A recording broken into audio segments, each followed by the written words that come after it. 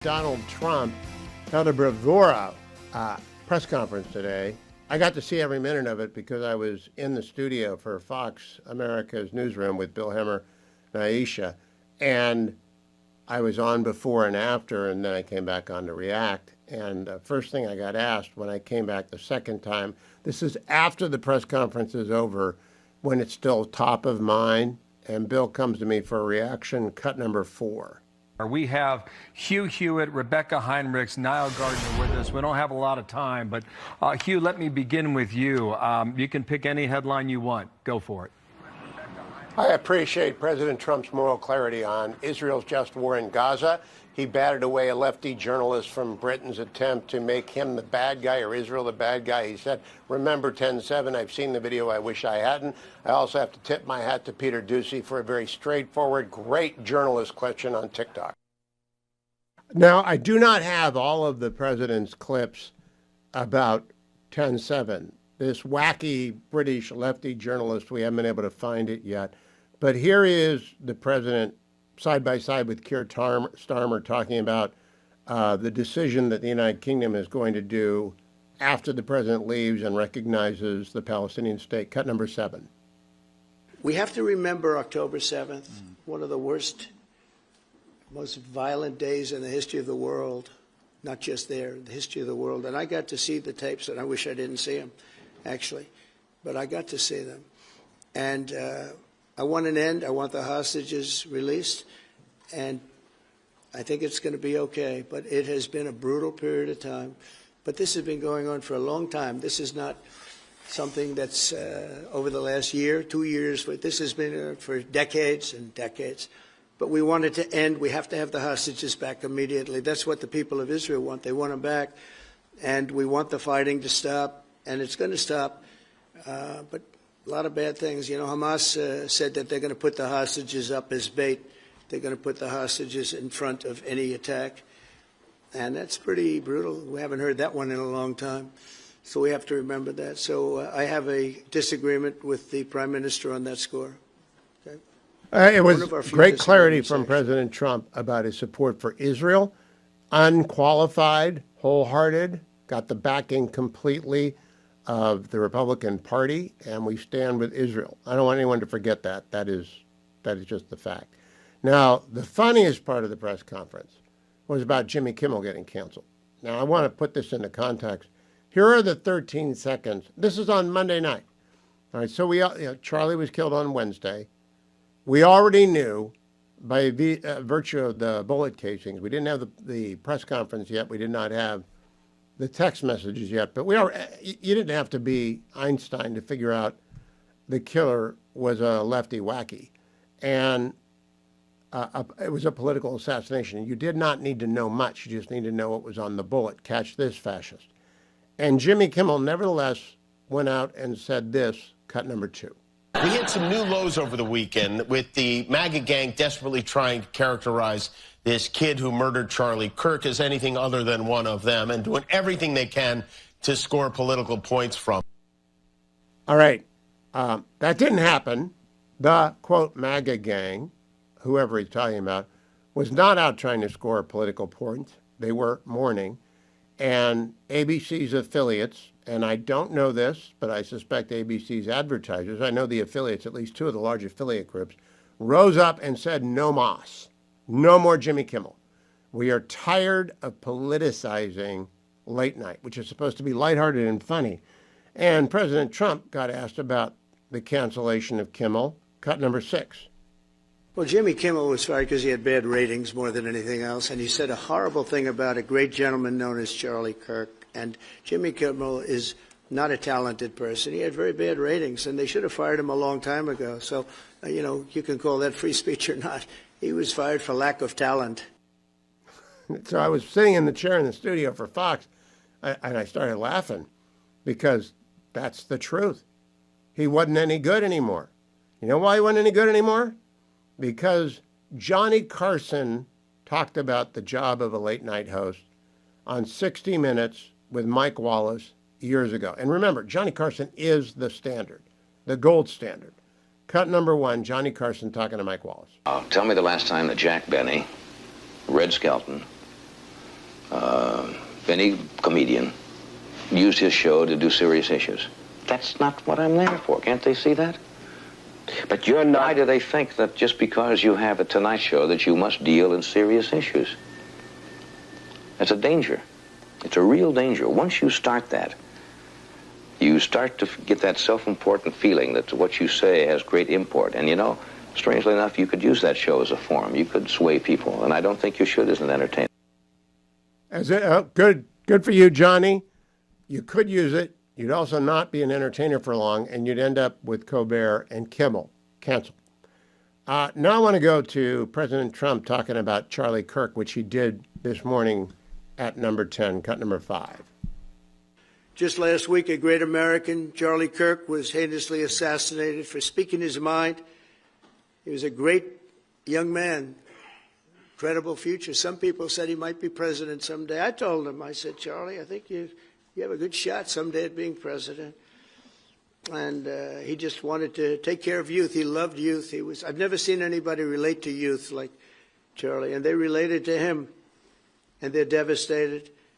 But I appreciate the many British citizens who have offered their condolences. And again, Charlie was a great person. We'll be going out to a service on Sunday. I'll be leaving with some of the people in this room just to celebrate Charlie and all that he's done. So incredible. Never seen anything like it.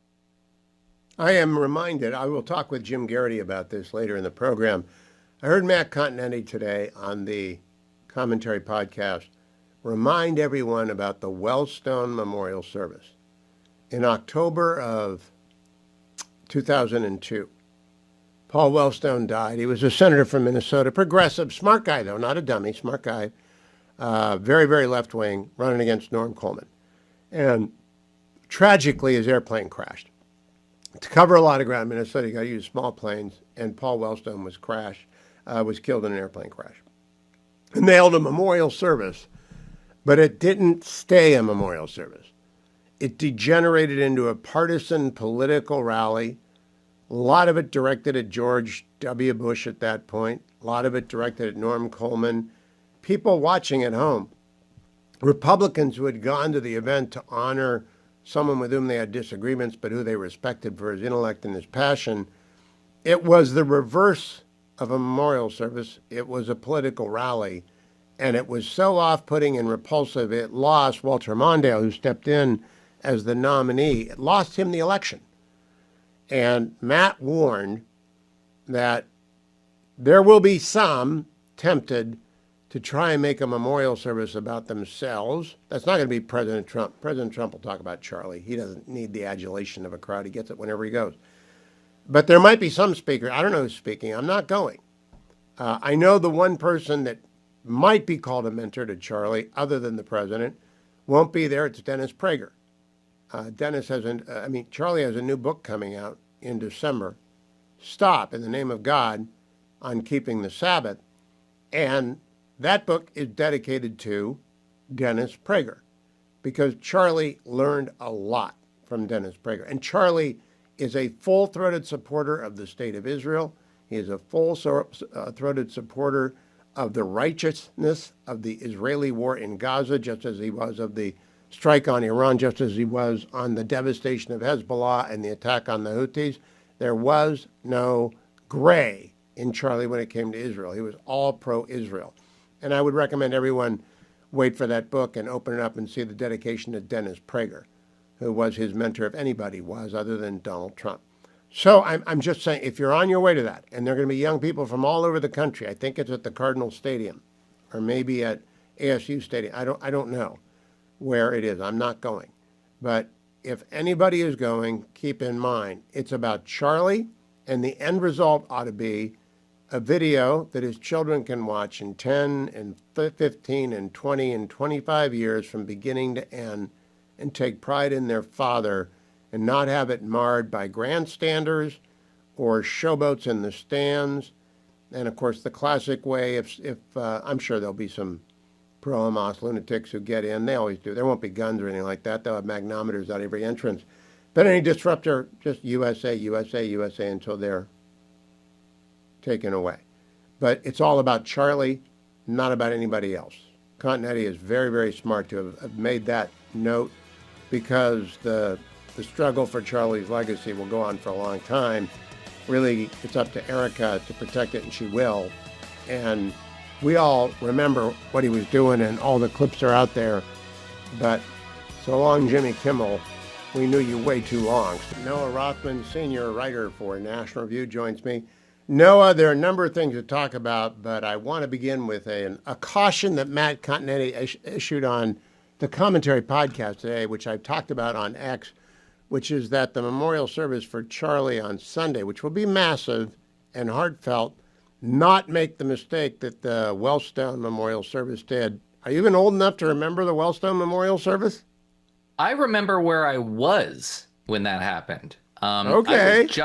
I was just starting out at in radio. I was in school still. I was a sophomore in college, but just starting my internship that eventually became a associate producer role at WABC in New York. And my job was to, survey the landscape and cut clips for broadcast. So I had to watch the Paul Wellstone Memorial for, interesting little tidbits. And I can feel my revulsion watching that spectacle unfold, and what a sordid display it was. Because I can't articulate it well, but if you were clipping it, you'll remember exactly what happened. Well, I don't actually. It was a long, long time ago, and I was very young. But I do remember my emotion, my sentiments, and the emotional sense memory that I get from recalling that.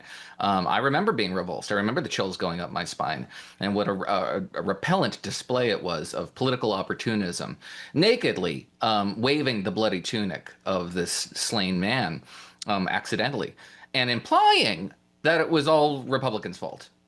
It was a really disgusting display, and I do remember that it had the appropriate political consequences for. Norm Coleman won. Now, Norm Coleman. I think Matt Continetti's caution is very well uttered, in that a memorial service ought to be about honoring Charlie, comforting his wife, and producing for his little children, 1 in 3, the video that they can watch in 10 and 15 and 20 years about their father from their father's friends. It's not really hard. Do you think people will stick to that? I hope so. And I think the vast majority will. The temptation is going to be there, and somebody may succumb to it. But I don't really foresee there being this stampede of efforts by ambitious politicians to burnish their own brands while standing atop Charlie's coffin. I just don't see that happening. Some may, but it will not reflect well on them, and I think folks will make it known.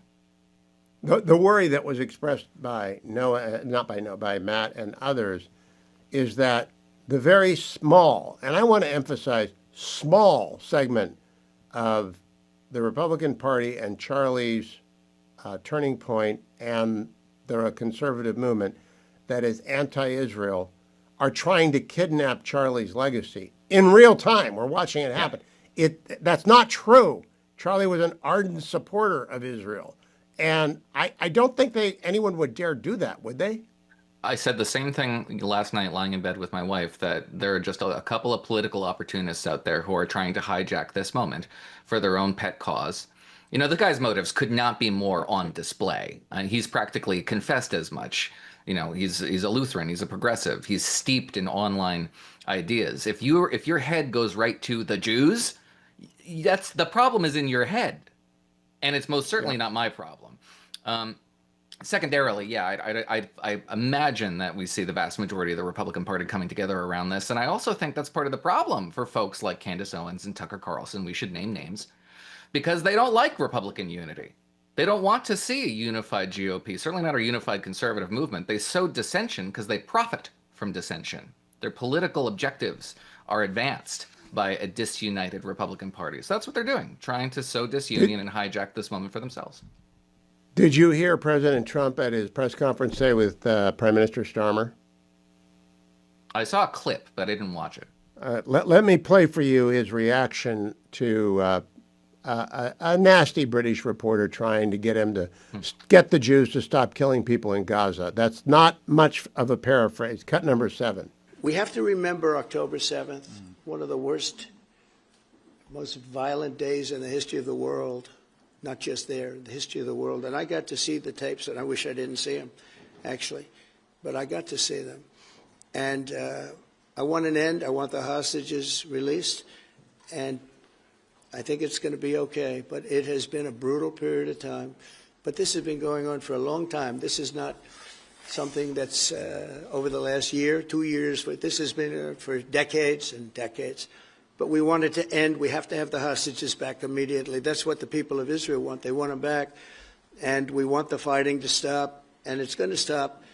But a lot of bad things. You know, Hamas said that they're going to put the hostages up as bait. They're going to put the hostages in front of any attack. And that's pretty brutal. We haven't heard that one in a long time. So we have to remember that. So I have a disagreement with the Prime Minister on that score. Okay? I thought the president was pointed and on point. What do you think, Noah Rothman? Yeah, that's atypically diplomatic language from the president. I mean, it was firm, it was pointed, as you said, but it got the point across. But it wasn't gratuitous, and it wasn't needling, and it wasn't cartoonish. And I think that's statesman-like language of the sort that is very commendable. Let me give you a little of the latter. He also got asked about Jimmy Kimmel. And I like this, by the way. I was in the Fox studio when it happened. I laughed out loud. I hope it didn't come over the air. Cut number 2. We hit some new lows over the weekend with the MAGA gang No, desperately. I didn't want to play Jimmy. I wanted to play the president on Jimmy, which is cut number. Which cut number is it, friends? Well, Jimmy Kimmel was fired because he had bad ratings more than anything else. And he said a horrible thing about a great gentleman known as Charlie Kirk. And Jimmy Kimmel is not a talented person. He had very bad ratings, and they should have fired him a long time ago. So, you can call that free speech or not. He was fired for lack of talent. I agree with that, but it's also. See, you laugh too. I was in a studio, and it's hard not. Very somber occasion, and then he just zips him. That's a little bit more the president's speed. It's somewhat gratuitous, but that is Occam's razor here, right? I mean, going back to the Stephen Colbert firing, we're all familiar with the financial pressures that are on the late night model, which is no longer profitable. We have Variety saying that there was a revolt among the affiliates who would not carry him. They tried to ask Jimmy Kimmel to apologize, or at least to rescind the misinformation that he had gleaned from the bubble in which he apparently resides. That alone is an indictment. And he refused to do it. A private employer is obliged, if not certainly at liberty, to dispense with an employee who makes a spectacle of themselves and hurts the bottom line. And yet, that's not the story we get to tell today. We can't tell that story entirely in the absence of FCC Commissioner Brendan Carr's campaign of podcasting, which, by the way, is not the role to which he was confirmed by the Senate. I disagree with Noah. Well, let me just allow me. I got to hold you over. Can I hold Noah over? Do I have a Let's spar on this one. No, you got to come back in an hour and we'll spar on this because we are right now on a regulated. Can you come back at 4:21? I cannot. I'm going to be at my kid's baseball game, unfortunately. I'm sorry. Oh, the excuses we use to avoid a losing argument about the law. Brendan Carr is charged with regulating airwaves that are licensed, and that is what Jimmy Kimmel was and like. public Next decency week, standards, not content. Not content. Serving the public interest, not just public decency. Not just, I lived this for 25 years, actually 33 years I've lived this. And you got to live up to the FCC serving the public interest standard. Next week, Noah, next week. Enjoy the baseball game. Ty Lasseter is the CEO of Lasseter Capital, LASATER capital.com/Hugh, if you want to find out more about Lasseter Capital. I'm an investor in it. I have to disclose that. I also have to say you cannot get into the fund I invested in years ago. I also have to say you need to get the prospectus before you choose to invest. And I also have to say that only qualified investors need inquire. Ty, you have rebranded as Lasseter Capital, which I applaud. I always believe the byline ought to be the brand and people ought to use that. But let's go with the idea that nobody knows what Lasseter Capital is. Tell them what it does. Absolutely. Yes, we rebranded. I like having our name in it.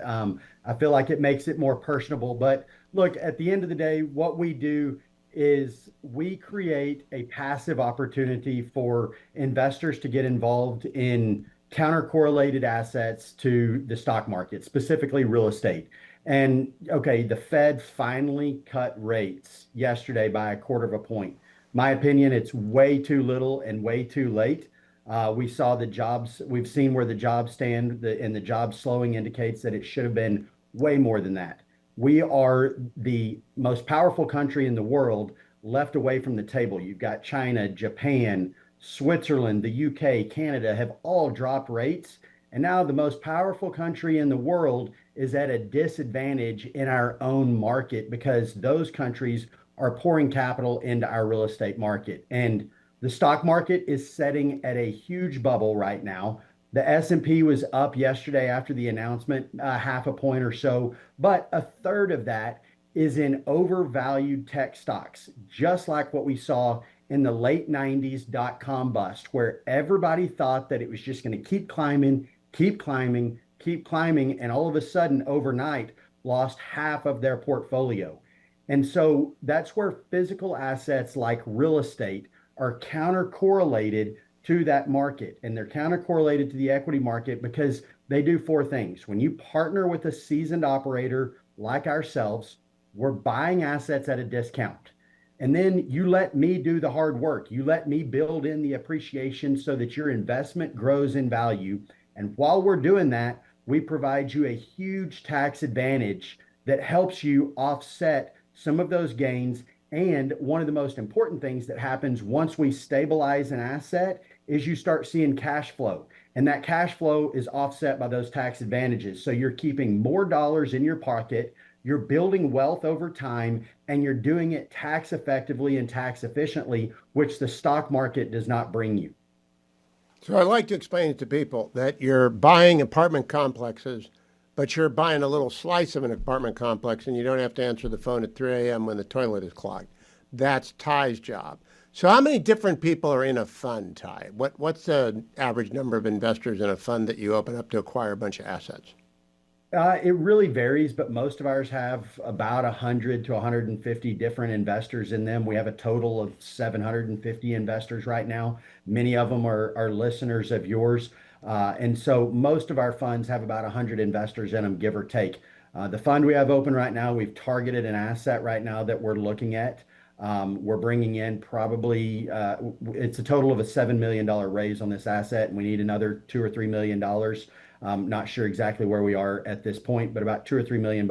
And we look at closing on that asset sometime mid-October to end of October. So we're putting all that capital together right now. So, you know, if you're sitting there listening today and you have capital to deploy, it's time to start taking some of those earnings off the table, take some chips off the table while you're up in the equities market and start diversifying into physical assets. And we've got a great asset to deploy that into right now. And that reminds me, only qualified investors, because the investment minimum is $100,000. So don't call if you want to put a $5,000 check into the till. Ty appreciates the interest, but Lassiter Capital deals in increments of $100,000 or more, and therefore you've got to be a qualified investor, know what you're doing. That usually means you can afford to lose the investment, but you don't lose the investment. I haven't lost my investment. I like my investment. And I think most of your customers are pretty happy. But there's no guarantee you get in either, because someone could call up with a $3 million investment today. And that's my last disclosure. There's no guarantee you get into the fund that Ty is talking about right now. Where's the property, Ty? We got about a minute. Where's the property that you're currently buying? It's right in the heart of Dallas. We've got 3 other assets in Dallas right now. It's a great market to be in. For the longest, I stayed out of Dallas because it was there was a huge barrier to entry with all the hedge funds. But right now we've got, I'm kind of being a shark in the water. We're stepping in and we're taking out another operator's equity.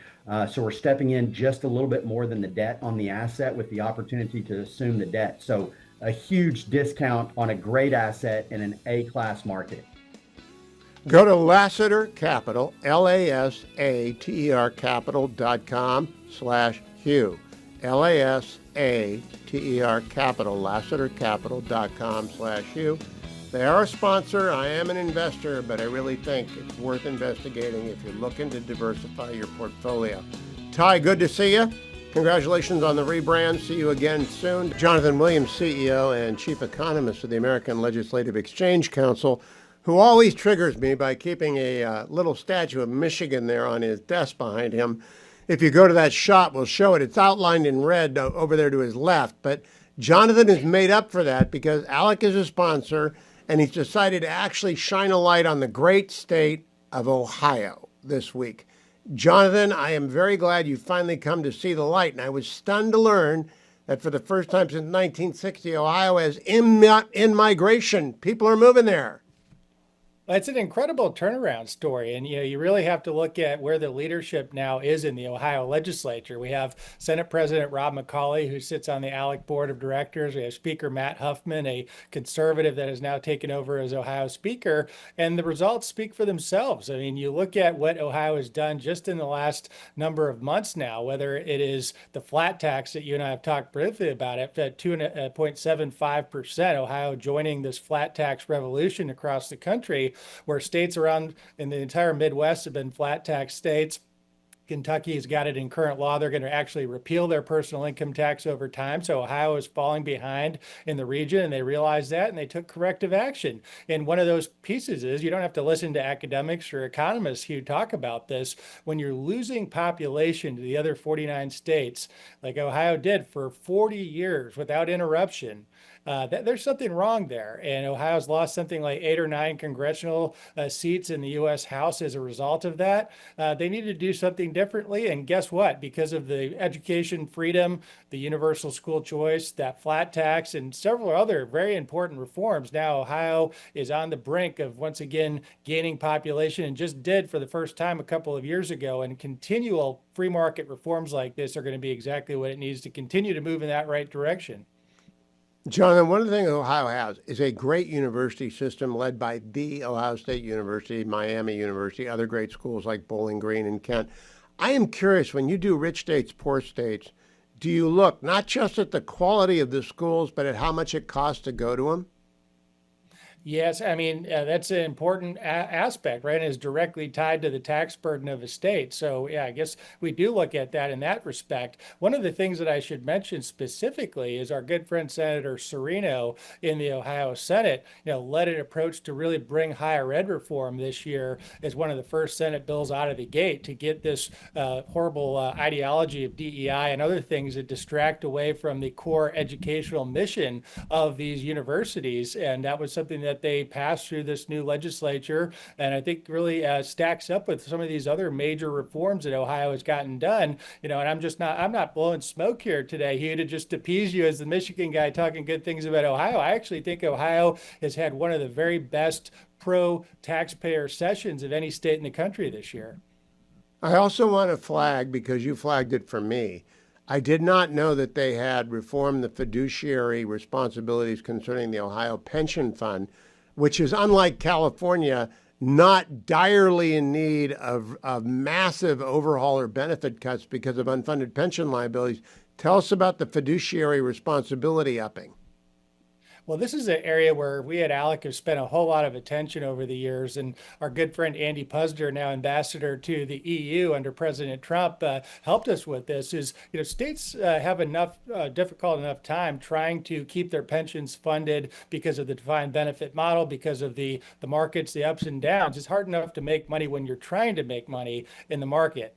Now, when states like California and New York and others start to put politics in the investment piece, whether that's ESG investing or divesting from oil and gas or gun manufacturers or whatever industry they don't like, it's nearly impossible to keep their state pensions funded and keep those benefits flowing to hardworking government employees that are counting on that at retirement. And so this model fiduciary duty bill says that Ohio passed says basically you just need to focus on returns. That's what you need to do as a fiduciary, and you're managing other people's money. It's fine if we in our 401ks individually want to pick our own stocks and we take the own risk on ourselves. But if you're a fiduciary and managing others' money, especially in the public interest of taxpayer money for public employees, you must have the sole duty to maximize returns within that given time frame. And that's a common sense policy that now is passed in over 10 states based on this ALEC model.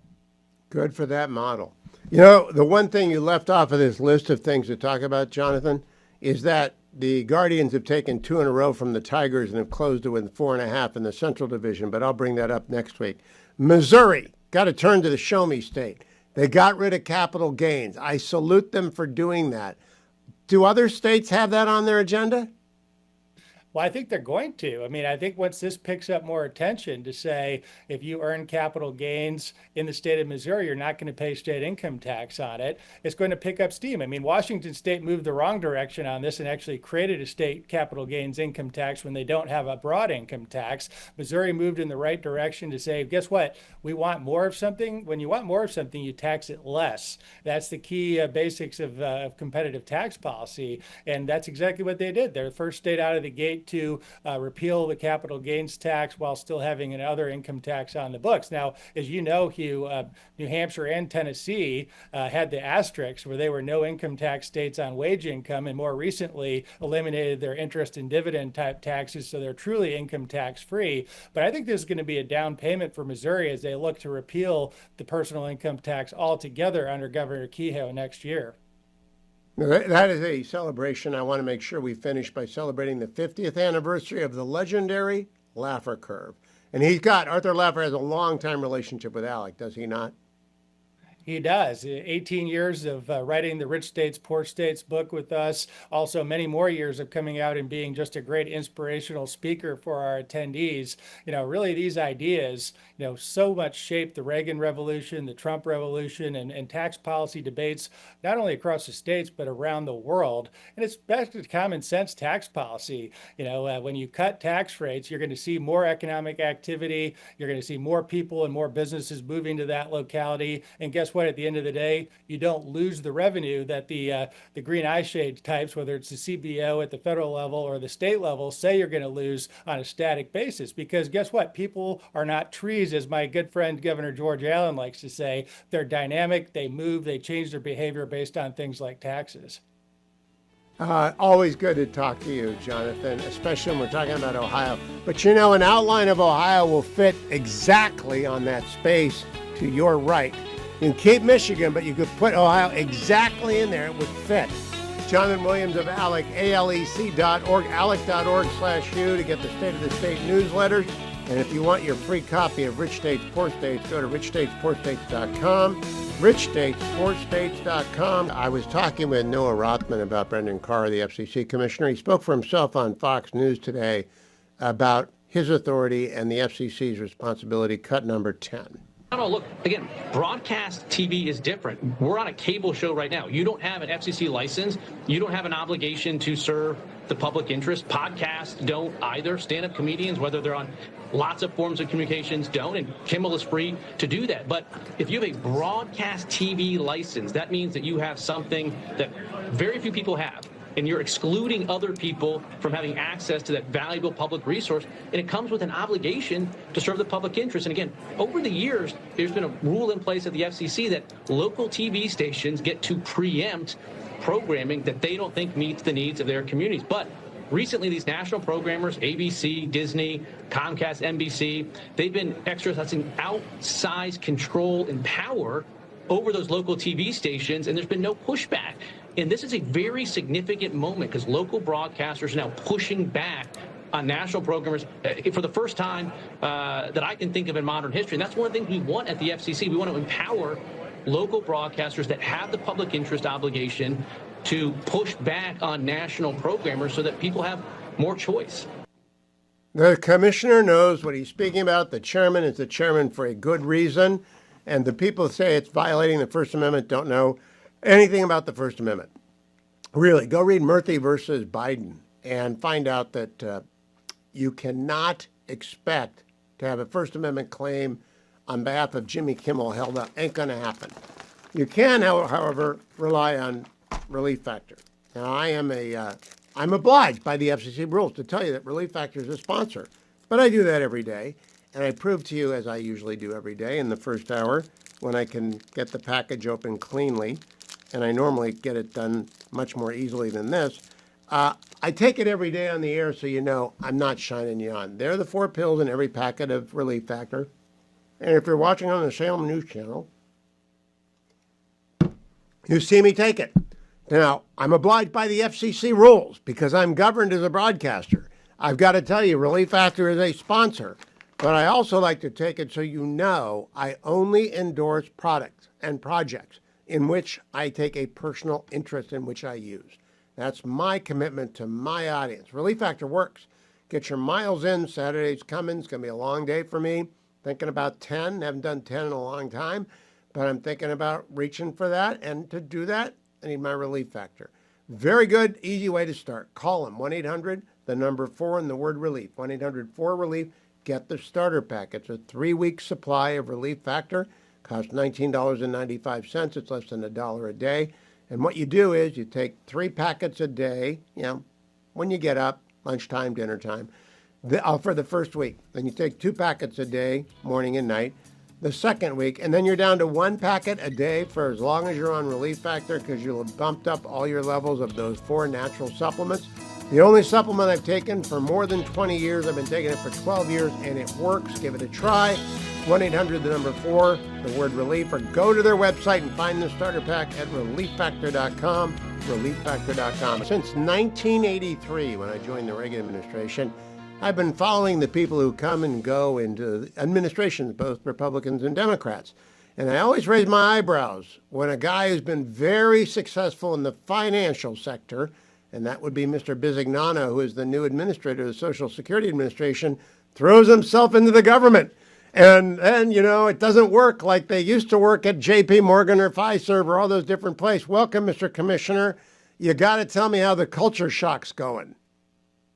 Well, first of all, thanks for having me, and congrats on all that you've done.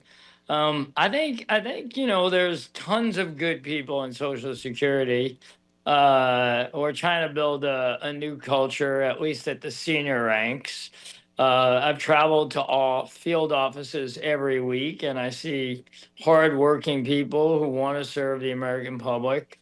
We're innovating with technology and leading with technology. I think everybody in the agency can embrace it because at the end of the day, we live in a digital world, and there's no reason a service from the federal government that serves over 330 million Americans shouldn't be a digital first agency.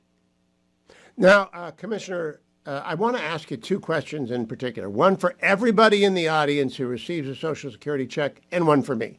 The first one is, the government's going to shut down. Chuck Schumer's going to shut it down. What happens during a government shutdown at Social Security to the Social Security checks? Well, those checks are going to come out. We're an essential service to the American public. We will be in business. We will have the checks. Our field offices will be there to serve people. So everybody can count on getting their money, as we've always said. The president's here to protect and preserve it, and I'm here to carry out that mission. We will be in business. I knew the answer, but I don't think we can say it enough, because some people hear government shutdown and they worry that the Social Security check upon which they rely is not coming. Now, I'm going to turn 70 next year, so I'm going to become a customer. Now, I put it off as long as possible because I don't like going into government offices or going online with the government. I'm one of those conservatives. If you were me, do you go in to get your Social Security benefits, or you do it over line? What would you do, Frank? I think you do it online. I think we have an operation. We'll forecast a few million Americans will do it online. The interesting thing is, if you look at the stats today, 1.5 million times a day people are on a website, 700,000 times a day will receive phone calls, 90% of them get automated responses, and 130,000 times a day people will come into our 1,200 field offices. Our field offices will always be here. But I think, there's a big migration to digital. We have an objective to have 200 million digital users. Now, recognize we only have 72 million beneficiaries, and we have 130 million plus or minus paying in. And then we have the population that have Social Security numbers from birth until they begin working. But the idea that 200 million digital users by the end of next year. That's pretty astonishing. I've been on the website. It tells you how much you're going to get, all that stuff, all your credits. It works like a charm. I just want to make sure it works when I finally start to ask for the money, because I can't wait any longer. Do you think it makes sense to raise the retirement age? Well, I'm not retiring. Lots of people aren't retiring. Yeah, I'm with you. I think work's good for the soul. And I'll tell you, I'm fortunate to be able to serve the country in this position. But I think there's a myriad of answers to what to do. People, the actuarial tables have it at 83% in 33, paying out at 83. Now, you've been around long enough to know that that will get fixed way before then. And it's going to be a myriad of answers, of which raising the retirement age at some level could be it. We have a 175K cap, and that'll get raised every year, but there's issues there. And then, I think also the stimulus activities here are not yet in the actuarial table, and they'll be positive, meaning the big, beautiful bill, which also gave, a large majority of our seniors, a $6,000 deduction, which is good for everybody, as the president committed. Commissioner, long ago and far away when you were in college, I was running OPM, and we made a 30-year transition from the defined benefit for retirees from the federal government to the defined contribution. And we phased it in over 30 years. No one complained. It's just small changes over a long period of time is the way to go. Is that your theory as well? 100%. I mean, this is not a shock and awe. It's a 90-year-old program that has, 130 plus or minus people paying in and 72 million receiving. There is plenty of room to make change. I know Congress wants to work on it, and it really has to get solved there, as you all know. But the White House is committed to having it, and the four trustees, myself, Treasury, HHS, and Labor, are all committed to work on it. I think it will be a set of changes over long duration. This is a long duration actuarial forecast too. Now, I am curious why you wanted this job. You're used to. I read your resume. I was stunned. I didn't know you were an immigrant. Didn't know you began in Brooklyn. I didn't know any of that stuff. And I said, why in the world does he want to take on one of the slowest moving turtles in the parade of turtles in D.C.? Because you move fast. You're a New York banker. Why did you want to do Social Security? Well, I had the opportunity to be offered it, and I thought there's nothing more important in America than to serve the full American public. I mean, think about it: 330 million Americans have Social Security numbers. That's their number one identifier. We need to secure that environment as much as possible. And, as someone who understands payment business, I thought the error rate was way too large, and we could fix that. And that journey is well underway. And then I thought, there's an unbelievable digital opportunity. So beyond all that, as I created programs through my career for veterans, and when generals would put their arm around me and say, thanks for what you do, and I'd say, no, thank you. And by the way, I have one regret in my life. I never served. My whole family served, and I never did. So this is my chance to serve in a place where I think I actually understand how to make a huge impact. Well, A, thank you for that. Now, B, you used a term I'm not familiar with, the error-rated Social Security. What does that mean? How significant of a problem is it? Well, I think if you look at a payment business, you would say the error rate would be 5 decimal points to the right, so 0.00001. And we're teetering on closer to 1% by all of the inspector generals. And a large part of that happens in the SSI space. We think we need to re-engineer that whole product, not to pay out less to less people, but to get it right and less onerous. So I think that we're talking about billions of dollars of opportunity. The last question, Commissioner. When I was at OPM, again, a long time ago, my career SES were superb. are yours, careerists, and that's a technical term. It means senior career officials at an agency like Social Security. Have you found them to be helpful and ready to change and move? I find them to be fabulous. I do something that I've done my whole career is every once a week, generally 8 a.m. on Wednesday, I rotate a group of them through and spend an hour with them to talk philosophically about how we're running the agency and what the journey's about. And I see they all want to grow. They're anxious for this moment. You know, Social Security had the lowest engagement scores for its employees for the past 3 years of every agency. And so I think we should be the highest performing agency and the digital provider for Americans. So people are motivated by that. And I think we'll get them all to where they want to go. Aim high in delivering as you are doing. Frank Bisignano, the Commissioner of Social Security, I hope you keep coming back. We'll do check-ins with you. I'll let you know when I go online next year and the clock turns and I have to join. I'll let you know how it goes. And then I know who to complain to at least. I can call the boss. Thank you so much, Mr. Commissioner. Thank you, I appreciate sir. you joining me today. Be well. This morning, I got a call from Fox. Could I sit in on the president's press conference before and after, bookend it? He did a press conference at number 10 with Prime Minister Starmer. After all that amazing ceremony, only person ever to receive 2 state dinners in the United Kingdom, which is pretty impressive. Yesterday was regalia and royalty. Today was brass knuckle negotiation and a long press conference. Right before that got started, I was on with Bill Hemmer and Ashaya Hasni, and here's what I had to say, cut number 3. Fox's contributor Hugh Hewitt. And Hugh, welcome to our coverage here. Listen, we might get interrupted. If we do, I know you understand. You know the business well.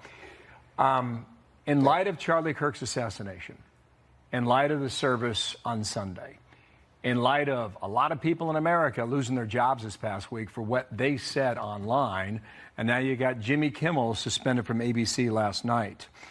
One of the president's points going into the UK was to point out how they police free speech. And they do it a lot, and they've been doing it for a couple years. Here he is at Windsor Castle last night on that. Here. The British Empire laid the foundations of law, liberty, free speech, and individual rights virtually everywhere the Union Jack has ever flown, including a place called America. We'll see if this comes up. How do you view this, Hugh? You know, you're very good at that 35,000-foot view. Well, good morning, Bill. Morning. The United States has the most robust speech protections in the world. The First Amendment here is much more rigorous than the protections accorded the average British citizen. That does not excuse Jimmy Kimmel's idiocy on Monday night. And ABC is a private company, and unlike you and I right now, they operate in a regulated world on a broadcast network using the public spectrum. So they have an even higher obligation to the public. But I think what ABC was anticipating is they're going to lose half to 3/4 of their audience, and the advertisers are going to flee because Kimmel simply lied about Charlie's murderer. Charlie was assassinated by a left-wing fanatic, and that can be said over and over again, and you can't get away from that. So the decision to suspend and I suspect eventually cancel Kimmel is a business decision by ABC. When FCC Commissioner Brendan Carr came out and made comments about that, all he was doing was underscoring that the FCC has to regulate in the public interest, and ABC licensees have to broadcast in the public interest. Public interest does not include telling lies about left-wing nuts. Now, I don't know that ABC would have lost their license, but I know that ABC was looking at their sponsors more than they were looking at Brendan Carr talking about the FCC's legal responsibility. But our First Amendment, much stronger than Brits, and I'm glad that it is. Well, it is an interesting convergence, this moment we're watching here between the two countries, and there has been so much criticism of the UK's online safety laws. We don't have a lot of laws like that on the books. Congress really hasn't done much when it comes to online safety. This is Vice President J.D. Vance, who has been, do we not have that? Okay, I think we have it. This is Vice President J.D. Vance on the violence from the left, and he has been one of those in the administration that was critical of what's going on overseas, not just in the UK, but in Germany. But here's a soundbite. Let's listen to it together. The idea that left-wing violence and right-wing violence in 2025 in America are equal, it's preposterous. Look at the way that this assassin was radicalized by left-wing and probably trans-related stuff. Look at the way that even if you're not committing an act of violence, you were supporting those who do. You see that so much more on the far left. By all means, let's take down the temperature. But if you want to take down the temperature and you're on the left of center, the first and most important thing you can do is look in the mirror. And by the way, we've got some staffers, Trump staffers, that are walking into this press conference now, so we might have to duck out in just a second here. But Hugh, I mean, where does this administration go from here? How do you see them navigating this issue? I think they hold two thoughts at the same time. One, they protect the First Amendment. They recognize everyone's right to speak. And two, they say left-wing violence is not acceptable. And we are going to go after and investigate and categorize domestic terrorists as Antifa and others who attempt to intimidate or coerce, that's the statutory definition, our citizens. Domestic terrorism is as bad as international terrorism, but there's a difference between speech and action. The vice president's a Yale-trained lawyer. He knows that. So he's jawboning the left to stop being crazy and to begin to monitor the deep recesses of the web, which are as dark and sometimes as filled as fanatic as the tunnels under Gaza. So they've got to start looking in the mirror, as the vice president so eloquently said. The right wing has done that. We have to be aware of conservatives who have to make sure that our fringe doesn't get out of hand either. But right now the problem is on the left, overwhelmingly on the left. Okay, so Hugh, it was right after our show ended yesterday where we saw the note from a House committee that will have a number of the CEOs from a lot of websites that may not be that common to a lot of people, like Discord and others. They will be at a hearing in Washington, D.C., and I really caught the piece that you filed yesterday. It's time to study what the internet has done to young people. And this is going to be a very long debate in America, and I want to squeeze in a comment from you as how best you see we go about what would be called a Kirk Commission on violence among the young. So hold that thought. Let's get the checkers right now. We do have to cut away. I hope it... Yeah, we did have to cut away because you don't cut into the time of the president and the prime minister. And I do know the business. I've been doing the business since 1992, been doing television. And when news breaks, you cut away. You don't get upset. But what Bill was referring to is I wrote a column yesterday for the Washington Examiner. We need a Kirk Commission because the government can't really legislate much about the internet. It can maybe require warnings for pornographic content. That might be acceptable. The First Amendment is very robust. And last year, or 2024, the Supreme Court ruled in a Murphy versus Missouri case that, and it's Murphey if you want to read it, written by Justice Barrett, my guest on Monday, that to bring a claim of First Amendment protection or of injury forbidden by the First Amendment, you actually have to have been injured yourself. You can't argue that, for example, content moderation hurts you, because the content moderation and the censorship enterprise run by the Biden administration, where they would yammer at every internet provider out there and they would say, do this, do that, take this down, take that down. Very offensive to those of us who believe the government ought to be out of the business of saying what is right and what is wrong, especially when it's not a licensee. Licensees are different. Right now I'm talking to you over a licensed radio network and a licensed, in many places, television network, and a television network that is not licensed but carried digitally, Salem News Channel, in many other places. 3 sets of rules, friends, 3 sets of rules. And what do you have to do when you have 3 sets of rules? A is the most liberal regime, B is the moderate regime, C is the most rigorous regime. You have to live by the C rules. So right now, I'm living under the FCC rules. That means there are words I can't say. That means there are explorations of adult content I can't make and don't want to and never have. Those rules are not hard to live by. One of those rules might be don't flat out lie about assassination. And if that is a rule, Jimmy Kimmel broke it, but we'll never find out because the FCC didn't bring an action. The FCC retired him because its affiliates and sponsors were rebelling. It's that simple. Let me mark the market report around. Let me wrap it around andrewandtodd.com, because our friends at andrewandtodd.com, they are doing jumping jack to get the energy ready they're going to need, because interest rates have fallen to a 3-year low. And right about 6%, you might even get into the 5s. I think they're going to keep falling for the next 2 or 3 months, but don't wait. Start your loan now, get your house bought, figure it out later. If they fall as much as they think they're going to fall over the next couple of years because of productivity rising and energy prices coming down, then you're going to just have to refinance, and you want to do that with andrewandtodd.com. They are Andrew Del Rey and Todd Avakian. Together, they are andrewandtodd.com. They run a great office with Sierra Pacific Mortgage, which is a bank. So they're bankers. They lend you the money. They underwrite the loan, soup to nuts. They start at the beginning, they end at the end, they fund you, they close you, and then they call you up and tell you it's time to refinance when it is time to refinance. 888-888-1172. Dow's up 1/4 point, S&P up 1/2 point, NASDAQ up 0.94. And let me run down here and check on what the 10-year Treasury did today. The 10-year Treasury dropped now to 4.11%. 4.11%. But the headline in the Wall Street Journal was mortgage hit a 3-year low. And that is great news for all of you who want to buy a house, have been waiting around, waiting for the Fed to get moving. They're starting to price in those expected cuts that are coming in 2 months and 4 months. I think they're going to have to cut after that, because indeed the world is ahead of us in cutting rates. And that will all show up in your final number when you refi with andrewandtodd.com. Refinances are about half of the world's business right now. And what's the difference between a 4% and a 6%? Well, 2%. But does it allow you to save money? That's a math problem. You know, you collect all your debt, you put it into a refi, have your house finance it by a refinancing of your house to 15 or 20 or 30 years.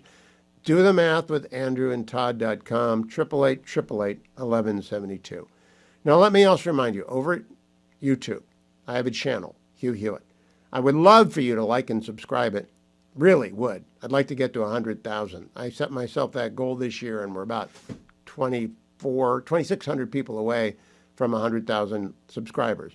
And we push out a couple of videos every day of the best guests that we have, but we don't overwhelm you, and I don't orate at you. What I do want you to do, though, is make sure you get videos like the one Victor Davis Hanson and I did last week after Charlie's murder, and we were talking about a variety of things that have changed in the world. And Victor noticed that he had been hijacked. He had been hacked. He didn't have protection. His banks had been drained. His identity had been stolen. And that's just my, go and listen to it for yourself. It's over at my YouTube channel, Hugh Hewitt YouTube. But get total protection with Webroot. Webroot.com/Hewitt. Hewitt. Don't use my first name, use my last name. Webroot.com/Hewitt. You get total protection, identity protection for up to 10 identities. You got a big family, no problem. Up to $1 million in fraud expense reimbursement, 24/7 U.S.-based customer support, including a dedicated elder fraud hotline. It even monitors your identity in the dark web for signs of trouble. Takes 100 to 200 hours to fix identity theft. Much easier never to allow it to happen in the first place. That's what Webroot Total Protection will give you. Insurance for your digital life and your peace of mind. Go to webroot.com/Hewitt. 50% off right now, by the way. Webroot.com/Hewitt. You ask yourself, how can they do 50% off? Well, they know once you get in, you spend a year with them, you're going to love it, and you're going to renew. But the 50% off is right now. Webroot.com/Hewitt. Webroot.com/Hewitt. Talking about saving money. ConsumerCellular.com. Back-to-back ads, I know, but I'm doing finances right now because I did the market report. This ad will also save you money. Call Consumer Cellular, 800-411-4454. 800-411-4454. If you've got a mom or dad and they're not so supple on the internet, they don't really know about the cost, they don't know how much data they're using, ask to see their phone bill or nudge them to get it out and find out how much they're paying for their digital, right? Because they're probably paying way too much. If they're over 50, they can get 2 lines of unlimited data for $60 a month. Now, you know your mom and your dad or your grandma and your grandpa. You know they're not really going to be up to speed on what they're spending. Help them save some money. Suggest they call Consumer Cellular or call them with you. 800-411-4454. By the way, my code is Hugh25. That will get you an additional $5 off for the first 5 months if you make the switch. And if they insist that they've got to have unlimited data, though they probably don't need it, they probably only need 5 gigs or 10 gigs. But if they insist on it, they keep their number, they keep their device, they switch over all their data, and they get 2 lines of unlimited data for $60 a month. 1-800-411-4454. And remember, my code is Hugh25. Josh Kraushaar is the editor-in-chief of Jewish Insider and a regular guest. Hello, Josh. How are you? Good afternoon, Hugh. Good to be back with you. Thank you. I have had a hard time getting visibility on the war in Gaza City. I try Ynet, Times of Israel, Jerusalem Post. It seems to me that the censors have a pretty good clamp. What do you think is going on there, and how goes the battle? Well, I think you're right, Hugh, that there hasn't been a whole lot of visibility generally in the war in Gaza and Gaza City. We know the operation has begun. We've heard about some updates on casualties, IDF casualties outside of Gaza City. 4 IDF soldiers were killed right outside of Rafah today. But there has not been a whole lot of updates on the operation in Gaza City. We do know that that was the debate over going into Gaza City, as we've discussed on the show, Hugh, is highly politically charged in Israel, with the IDF chief raising some objections initially about the wisdom of such an operation. But we haven't really gotten a sense, in detail at least, of militarily how things are going. And by the way, Hugh, I don't know if you speak. Go ahead. Well, I was going to say, Gaza City, the IDF has not been in the initial phase of the war, the IDF went into Gaza City and had that was they were flying blind, learning where the tunnels were, learning a lot about Hamas's infrastructure. But since they withdrew, they have not been back since. And that's they presumably have a better sense of the terrain, about some of the infrastructure that Hamas has built up in Gaza City. But it's been a while. You really have to go back to the very beginning of the war to point to when the IDF was last in that city. Now, I am not a military historian. I'm not a soldier, never have been, but it seems to me obvious they're going to have to stay a while, if only to destroy the tunnel network and look for the hostages. How long do you expect the IDF to be in Gaza City? Because I know the Prime Minister has been explicit they want to take it, but they don't want to keep it. Well, politically, the notion of occupying Gaza, is sort of untenable. There's always been a tension between sort of the military need to wipe out Hamas and the remaining, what remains of the terrorist organization, and the reality that it probably requires Israel occupying Gaza to do so. And both Prime Minister Netanyahu and many of his top officials within the war cabinet have been a little bit less than transparent about how long it will take. Initially, I think the timeline was a couple months, but I think lately that timetable has been moved to at least the end of the year. So I mean that's one of the frustrations in as much as the political opposition in Israel is organizing.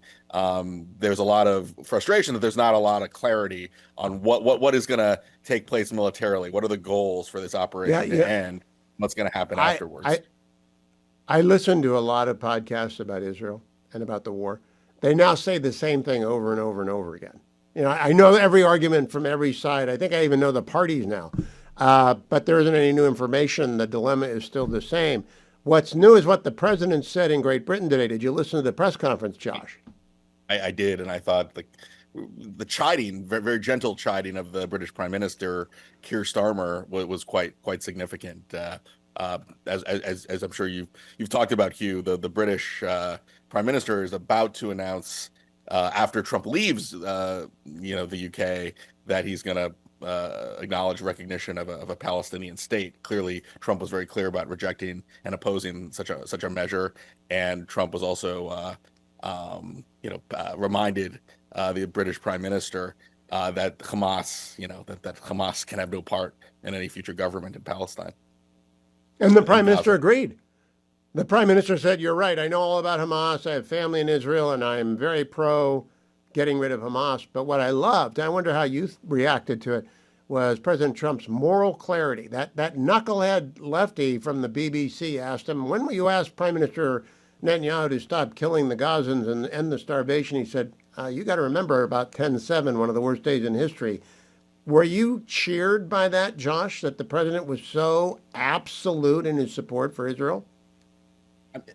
It is stunning, Hugh. Yeah, the answer is yes, but also it is kind of remarkable that in the discourse, certainly in Europe, but even here in the United States, it feels like October 7th is and Hamas's attacks, which is what has led Israel to declare war against Hamas in Gaza and conduct its military operations for the last 2 years, that somehow is forgotten, that bit of context, essential context, is why Israel is in Gaza right now. So, yes, I did think that was an important reminder. If you listen to the European conversation, both in the political corridors and in the media in England, at the BBC or other media outlets, you would almost forget about the terrorist attack of October 7th and why Israel's in Gaza and why they can't have Hamas in charge in Gaza in the first place. So look, that's the uncomfortable reality with these European countries, Britain, France included, trying to recognize, be the first to recognize a Palestinian state. What state? Who would run it? It would be seen diplomatically as a reward for the terrorist attack that happened 2 years ago. And there is no, I mean, even the people who are most gung-ho about trying to give some carrots to the Palestinians and having the notion of rebuilding Gaza after in the aftermath of the war don't really have a good answer on who would be running it, and the need, frankly, to extirpate Hamas from any role in the governance of the territory. Exit question, Josh. There's a big memorial service for Charlie Kirk on Sunday. He was a very staunch supporter of the Jewish state, no matter what people are saying online. He was. It's very obvious that he was. And Matt Continetti on the Commentary podcast is afraid that people will try and hijack the memorial service to anti-Israel ends. Do you share that fear? We'll see. I listened to Matt's commentary, and he's talking about Tucker Carlson, who has been, has been on his podcast espousing, not just anti-Israel views, but platforming Holocaust deniers and all kinds of disreputable people, and has certainly in the last week or so, tried to make the death of Charlie Kirk and his legacy somehow about Israel and and Middle East policy, which I don't think was real. I mean, Charlie Kirk was a proud Zionist. He was very outspoken, and he argued on campuses on behalf of his principles and his support for Israel. So I think those video clips are all over the internet. You can watch his commentary. You can watch his views in real time. And look, I would hope that we remember Charlie Kirk's political and activist legacy, not use it to hijack for other means. I'm really afraid of it. Now that Matt brought up the Wellstone Memorial Service, I'm really afraid, and it's not necessarily Tucker. It could be just any rabid partisan. That's not what it's about. It's about creating a video for his children to watch in 10 and 15 and 20 years so they know how beloved their father was and how effective a leader he was. Josh Kraushaar, thank you for joining me. Follow Josh on X at Josh Kraushaar. Coming up, Jim Garrity of National View will join me. Lots to talk about with Jim. I'm not going to talk with him about Putin. The president made it very clear today in the press conference with Prime Minister Starmer what he thinks about Putin. Cut number 9. Mr. President, you say that President Putin has let you down.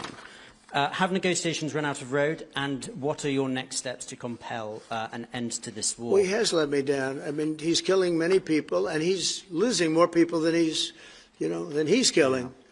I mean, frankly, the Russian soldiers are being killed at a higher rate than the Ukrainian soldiers. But, yeah, he said, let me down. I don't like to see. It's death. It doesn't affect the United States. We have, other than unless you end up in a world war over this thing, you could. This was a thing that would have never happened had I been president. If I were president, it would have never happened. And it didn't happen for 4 years. Most people agree it didn't happen, nor was it close to happening. And I spoke to President Putin about Ukraine. It was the apple of his eye. I've said that many times. It was. But he would have never done what he did, except that he didn't respect the leadership of the United States. He did not, and he doesn't, and that's been clear. Now, President Trump has a pattern. Search for peace, meet, talk, And if it doesn't work out, watch out. And his message to the world is stop buying Russian oil. That's why India got whacked with tariffs. It's why everyone in Europe has Janus face. They're talking out of both sides of their mouth. Oh, we support Ukraine, and they buy Russian oil. Don't buy Russian oil. Drive down, produce more oil in the West, buy American oil, buy oil from Canada, drive down the price of Russian oil. It will bankrupt Putin. That is the way to go. I have a message from a sponsor, Buy Relief Factor. Now, it's not going to help Russia if you buy Relief Factor. It's going to help you. Relief Factor is for the temporary relief of the minor aches and pains that arise when you exercise and you age. And you're definitely getting older, and you should be exercising.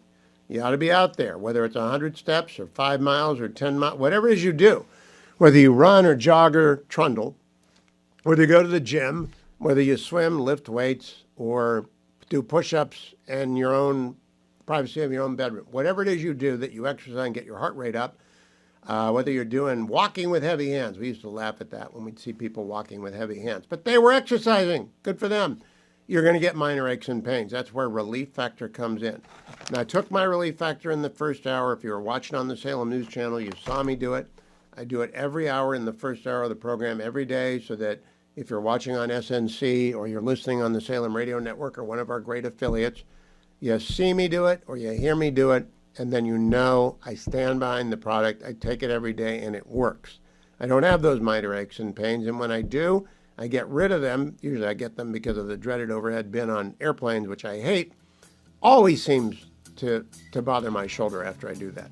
I don't care if it's a backpack or a suitcase that my daughter has packed.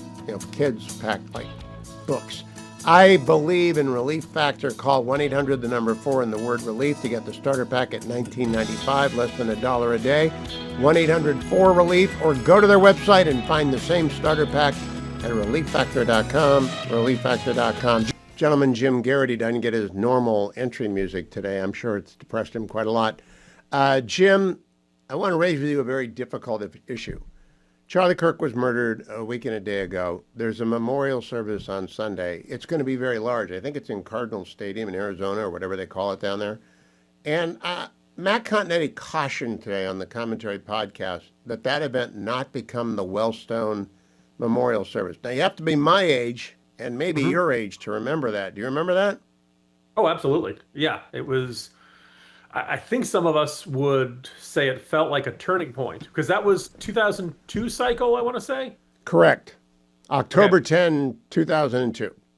Okay. And it's first midterm election after the 9/11 attacks.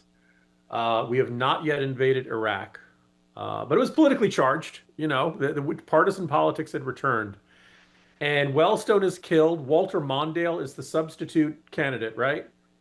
Yes. And everybody there turns it into, we got to beat these Republicans, we got to beat these Democrats. And there were Republicans who had gone there because they expected a funeral. They expected a memorial service. They wanted to pay tribute to Wellstone. They didn't want it to be, they never expected it to be a partisan political pep rally.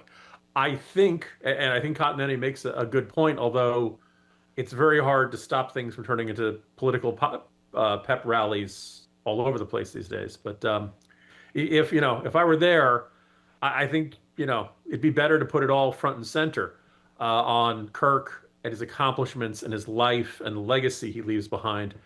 Having said that, I also know there's a lot of anger out there, and there are a lot of people who are not going to cry any tears for Jimmy Kimmel and who really were furious to see the sheer number of people who felt the need to vent their spleen immediately after learning that Charlie Kirk had been killed. And they could not simply vent to their friends and family and online say, well, this is terrible. Nobody should be killed for their political beliefs. It's a really low bar. Well, I have posted, and a lot of people posted a piece. Yeah. A memorial service, especially this one for this man with a wife and especially a child who's 1 and 3, ought to yield a video that those children can watch and hear about their dad when they're older, not a political rally. And one of the things that Matt was worried about is that there's market competition for the space that Charlie occupied in the podcasting, broadcasting world, which I hadn't thought about, but it's true. I guess I'm too old to worry about market share, but that some people who are interested in the anti-Israel slice of that pie, which is very small. Charlie was very pro-Israel, very, very ardently justifying Israel's war in Gaza against Hezbollah, against the Houthis, against, of course, Iran, ultimately, that element of the GOP might be represented and might and hijack it. I hope not. Do you think that's much of a risk? Hugh, do you think when Candace Owens stubs her toe, she says, "Darn those Jews"? She does, but she won't be there. Charlie dropped her like a hot. Charlie tossed her from the boat a long time ago. She can't find a way to blame the Jews for. Right after Kirk was killed, a lot of folks on the right came out. First of all, I noticed like almost everybody on Facebook and on X, they're posting pictures of him with them. And he seemed like that Andrew Breitbart kind of figure where it seemed like he had 5 minutes of time for everybody. And as a result, everybody felt like that 5-minute conversation they had, like they thought of him as a friend forever. So that's another reason why so many conservatives are taking this so hard. He wasn't just a revered public speaker and all that stuff. They felt like they knew him. And on some level they did, even if they didn't get to, hang out with him a lot. Secondly, a whole bunch of folks on the right said something like, my last conversation with Charlie Kirk was about X. And, a lot of them had, and Charlie told me to keep fighting on X. And I don't mean X, the social media. I mean, whatever their pet or favorite issue was. And as much as you kind of roll your eyes at that, there's also a sense that like, that's probably what Charlie Kirk would say to somebody of keep fighting the good fight, keep doing what you're doing. So I don't think these people are necessarily lying when everybody says their last conversation was about a different topic there. It's been really weird to see the elbowing aside and the desire to say, oh, I was Charlie Kirk's best friend and I'm the one who really knew. And, and this competition for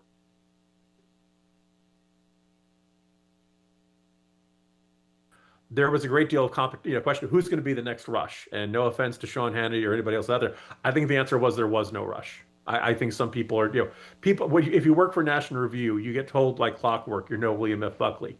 No kidding. And kidding was not the first word I wanted to say there. None of us were William F. Buckley, right? He was Dos Equis, most interesting man in the world, right? So it's one of those things where if anybody's looking at this and saying, wow, what a giant vacuum, who's going to fill that vacuum? Maybe it's like Moneyball. Maybe you reconstitute him through 3 or 4 people who could each do something well. Somebody who's got the speaking ability, someone who's got the organizational ability, someone I have no idea. I'm sure Turning Point USA is going to need somebody who's the face of the organization. But I want to drop a fact on you. Charlie has a book that will drop on December 9, and that book is entitled "Stop in the Name of God: Why Honoring the Sabbath Will Transform Your Life." That's the book, because Charlie was becoming increasingly evangelical. Do you know to whom that book is dedicated? Dennis Prager. Do you know who came to Dennis's bedside more than almost anyone else in his circle? Alan Estrin's always there, and his family's always there, and his close personal friends are there. Charlie Kirk. If Charlie Kirk had a mentor, and I don't really think he had a mentor, it was Dennis. And if he had a political patron, it was the president. And they're both very pro-Israel. I just can't imagine this happening, but what would it look like? To anticipate is to prevent. What would it look like?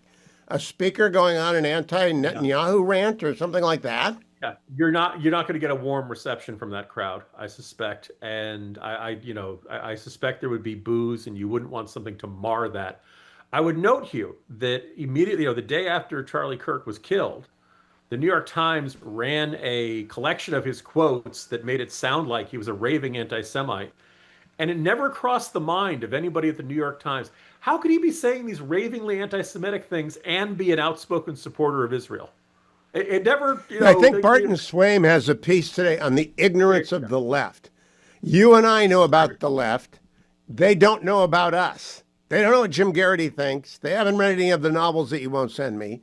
They don't know what you say on the three martini lunch. They don't know what you say on the editors. They don't know what I say on my show. They're ignorant. Jimmy Kimmel was ignorant. And I mean, that's why I think Brendan Carr was perfectly within his rights as an FCC commissioner, because you and I are talking right now on a regulated platform that is a license given by the federal government that must be used in the interest of the public. It's a rarely invoked club, but it's out there. Like, I start using the 7 dirty words, and we'll hit $1,000 a fine per station that we're on. So that's both television station and radio station. So Brendan Carr's got every right to say, I don't think it's in the public interest if you're lying about the assassin of Charlie Kirk. What do you think, Jim? First of all, Hugh, just don't tell me that, because that could cost you tens of thousands of dollars. Oh, we got a dump real button. Quick, we got a dump button.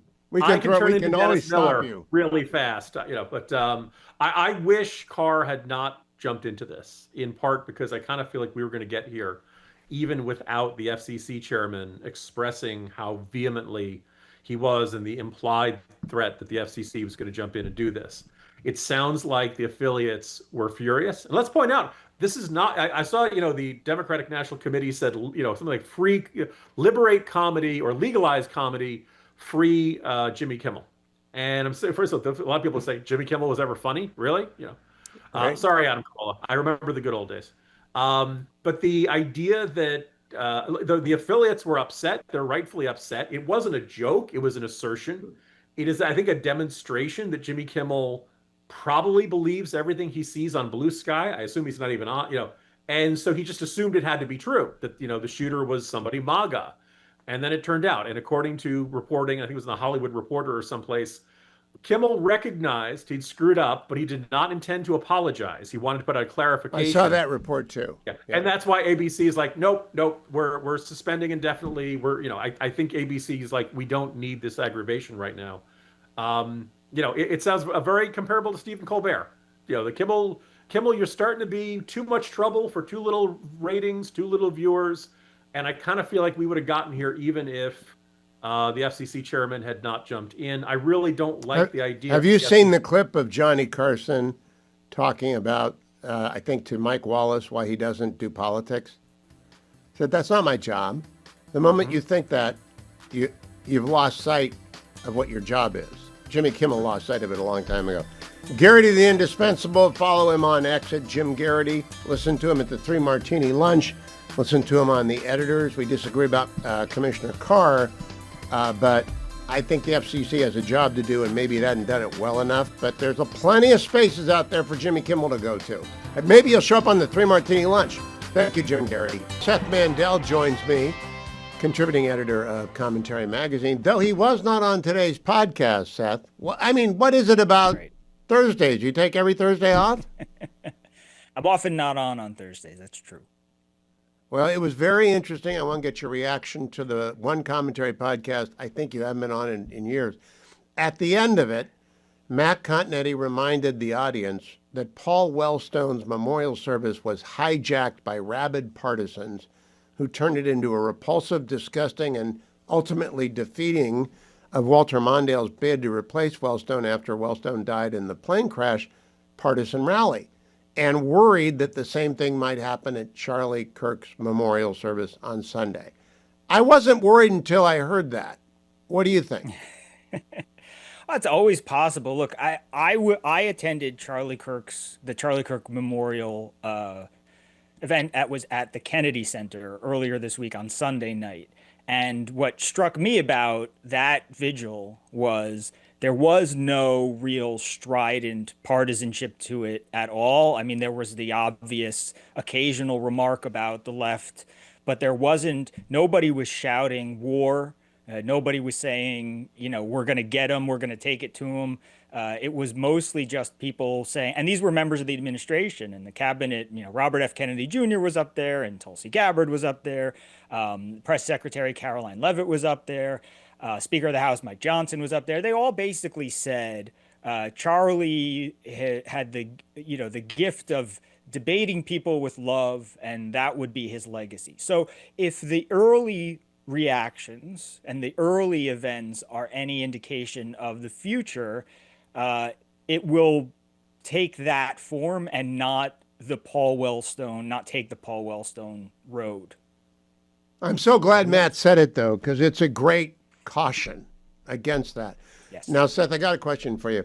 Charlie was a colleague who I've known since 2013. I knew him as a kid when he showed up at the Colorado Christian University summer seminar for high school students and relieved me of my teaching duties for an hour. I sat in the back in the room and thought, well, this guy's got charisma, which you can't fake.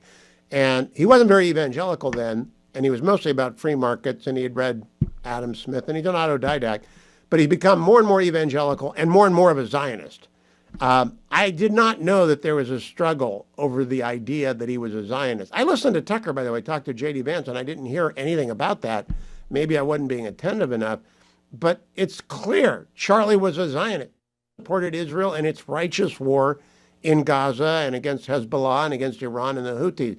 Is there any doubt in your mind about that? No. Charlie was the only thing that could be misinterpreted, as far as I'm concerned, with what Charlie had said and the thoughts that he'd expressed, was that I think he did think that Israel was running behind in the PR war, and he was constantly searching for a way to remedy that. That was Charlie's real focus, right? Win the debate. And when he spoke to people about any sort of frustrations he had, it was never with Israel's right to exist or Zionism or the fact that Hamas was at fault for this war. It was Hamas was winning this PR campaign, this PR war, and were there better ways to communicate Israel's side of the story? He felt there must have been. Did you hear President Trump with Prime Minister Starmer today? Mm-hmm. All right, let me play for the audience cut number 7 so we can both comment on that. This is Donald Trump earlier today. We have to remember October 7th, one of the worst, most violent days in the history of the world, not just there, the history of the world. And I got to see the tapes, and I wish I didn't see them, actually, but I got to see them. And I want an end. I want the hostages released, and I think it's going to be okay. But it has been a brutal period of time. But this has been going on for a long time. This is not something that's over the last year, 2 years. But this has been for decades and decades. But we want it to end. We have to have the hostages back immediately. That's what the people of Israel want. They want them back. And we want the fighting to stop. And it's going to stop. But a lot of bad things. You know, Hamas said that they're going to put the hostages up as bait. They're going to put the hostages in front of any attack. And that's pretty brutal. We haven't heard that one in a long time. So we have to remember that. So I have a disagreement with the Prime Minister on that score. Okay? So how do you rate that for clarity on Israel, Seth Mandel? I mean, that's moral clarity. There's no question about it. I think he handled the fact that he disagrees with Starmer pretty well, because he really doesn't want it to ruin his trip. But he really doesn't approve of what Starmer's doing, which is, as soon as Trump is out the door and back on the plane, Starmer is planning to recognize a Palestinian state, whatever that specifically means, which is unclear. But that's not something that Trump agrees with at all, and he's been very plain about that. But he chose to not make that particular fight. Not to have that particular fight there in public at a joint press conference, which makes a lot of sense. And I think he made the right move, which is to just reiterate Hamas is at fault for this war and Hamas's continued depravity in terms of the hostages and the way that this war could and should be over, because Hamas should have returned the hostages already. And we also know how they're treating them. And we know that Hamas is going to use them, as the president said, as human shields in urban warfare. And so I think, that was his way of saying, look, if you want to reward these people with sovereignty, okay, you do you. But, this is what I think of them. No, I haven't read your new piece in commentary, David and Goliath, and I heard it talked about yesterday. I look forward to reading it when I have a moment. But I am curious, do you have any kind of way of knowing what's going on in the battle for Gaza City? Because I read the English language stuff out of Israel, and there is no news. No one is telling us, like, if it was in New York, Greenwich has been taken or the Upper West Side has been secured. We don't have any idea, do you? No, it's hard to know. It's hard to know what's going on in Gaza City specifically. And You know, a lot of this fighting, remember that Hamas has basically created a second Gaza underground. So it's sort of like, for people who watched Stranger Things, the Upside Down, right? So Yeah. there's a multi-dimensional element to each neighborhood, each house, every piece of land, every inch of land that they fight over. There's a kind of underside to that is really totally invisible to everyone, including at the outset, you know, many of the IDF soldiers themselves. So there's a lot Stranger going on Things, in the shadows here. That's a great analogy. Today I analogized America's web to having recesses as dark and dim and full of fanatics as the underground tunnels in Hamas. But I think your analogy is better. The underground tunnels in Hamas are like the Upside Down. And I only watched one season of that. Did you watch all of it? No, I watched all of the first season and then some of the second season. Yeah. Who was the girl that vanished? I don't remember. Free That was, Susie or something? long enough ago Yeah. that only watched the first and part of the second season. I loved the first season though. Yeah, it was fabulous, but then it got weird, and I said, okay, I am not the demo. One of the greatest things you come to realize in this land is when you are not the demo. Seth Mandel, follow him at Seth Mandel. Read his brand new offering and commentary, David and Goliath, because I heard it talked about 2 days ago, and I cannot wait to dive into it. Thank you, Seth. President Trump is always unplugged. He's a master of the form of the press conference, and there was only one part that genuinely surprised me today. Cut number 8, President Trump at number 10 Downing Street in Great Britain. What we're doing, and we're speaking to President Xi on Friday to see if we can finalize something on TikTok, because there is tremendous value, and I hate to give away value, but I like TikTok. It helped get me elected. In fact, Charlie said, "Sir, you ought to get on TikTok. You'd be great." I said, "Really? Tell me about TikTok." And we, as you know, we did unbelievably well with youth, like at a level that no Republican has ever even dreamt of. And in what, you know, look, I think we won it for a lot of reasons, but that was a reason we won the election by such a big number. TikTok has tremendous value. The United States has that value in its hand because we're the ones that have to approve it. I specifically get the right to approve it. The people that are investing it are among the greatest investors in the world, the biggest, the richest, and they'll do a great job. And we're doing it in conjunction with China. But we are getting, the United States is getting a tremendous fee plus, I call it a fee plus, for just making the deal. And I don't want to throw that out the window. I can say this, that you'll have a lot of very unhappy youth. And I use TikTok very legitimately, very straight, just statements every day, little statements, short statements. "Sir, make it short, please." And TikTok Jack, we call him. It was pretty good. Did a good job for me, I guess. But no, I'd rather reap the benefits. I mean, the kind of money we're talking about is very substantial. And it'll be owned by all American investors and, you know, the best investors and the, you know, very rich people and companies are going to be owning it. Very, very straight, very legitimate companies, and really companies that love America. So they're going to be owning it. It's a big thing. And on a much bigger scale, and probably that's why we were able to get that, but on a much bigger scale, we're pretty close to a deal. We may do an extension with China, but it's an extension based on the same terms that we have right now, which are pretty good terms. Okay, so he talked for 2 minutes in response to Peter Ducey's question, what about TikTok? And Peter asked, do we get to control the algorithm? And the president never answered that except for a lot of very unhappy youth. A lot of very unhappy youth. 6 words. What do you think that means? I think that means we get the algorithm. And the algorithm is going to turn off the sewage on TikTok. And maybe a lot of young people like to bathe in sewage that's on TikTok. Maybe they don't know that they're being propagandized about Gaza.